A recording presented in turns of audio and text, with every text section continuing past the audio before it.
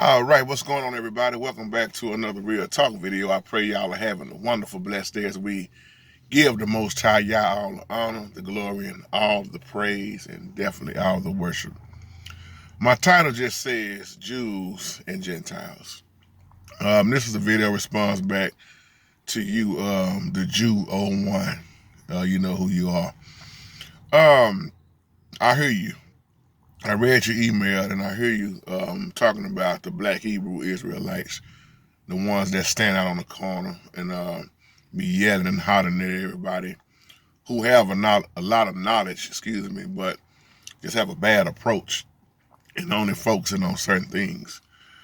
And you know, sometimes I just have to laugh at a lot of stuff I see, because what most of them fail to realize is that the Most High used, of course, the Jews who were the chosen. He used the Jews for his purpose, but he also used the Gentiles for his purpose. So with all the arguing and debating, it's really just foolish, because in the end, the Bible said Jews and Gentiles would be saved. Will everybody be saved? No, because people are choosing to go down the wrong path. But the Most High, once again, I got to say this loud and clear, the Most High used Jews and Gentiles for his purpose. How many times did Israel backslide, fall for idolatry? Idolatry was one of their biggest problems, and when you look at it, so when they kept on falling into idolatry, what did the Most High do? See what I'm saying? Now, the Bible teaches you that the Jews were trampled under the feet of the Gentiles. Now, this is why you got this great argument on who the real Jews are. You got a lot of folks claiming to be Jews, but they are of their father the devil, as the Bible teaches you in Revelation. You have to wonder, who is the Gentiles? Let me say it like this, when he's saying they trampling under the feet of the Gentiles, who is he talking about? So you got the real ones, then you got the fake ones. Even in Revelation chapter 2, dealing with the churches, the ones that was under persecution, which was Smyrna. Jesus told them, I know who you are. And it's very important to understand that you are of your father, the devil. He said there was some claiming to be Jews, but they was false. They was fake. They was impersonating. Now, when you put two and two together, once again, it's not really all that hard to figure out who the chosen is. And the reason they know us better than us, because us don't know us. If that makes sense, excuse me. Just got through eating something. But if that makes sense, once again, when you have been lied to about your identity, and you're not gonna do the research yourself to find out who you are, what you are, who your father is, and what your father is, you're gonna forever be lost. You depending on somebody else to tell you who you are, and you believed it.